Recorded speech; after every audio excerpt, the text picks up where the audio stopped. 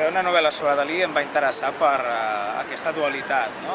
La persona i el personatge, sempre aquest joc d'imatges que va fer en tants quadres i en tantes obres, i a partir d'aquí, que estem a Figueres, la seva ciutat natal, doncs podeu veure que sempre va jugar amb aquesta dualitat del ser i a l'aparentar.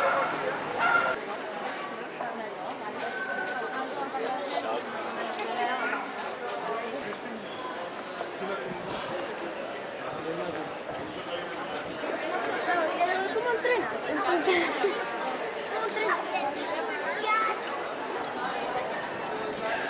Dalí sempre deia que volia aconseguir les cues més llargues en els seus museus i realment ho aconsegueix. Qualsevol dia el Museu Dalí és un dels més visitats de tot Espanya, sempre hi ha gent esperant. I realment això és Dalilàndia, és l'antic teatre de Figueres que va reconstruir el seu museu, ell està enterrat aquí, va viure els últims anys aquí després de l'incendi de Púbol i realment era un lloc que si volia escriure una novel·la sobre ell havia de sortir tant en el present com en el passat.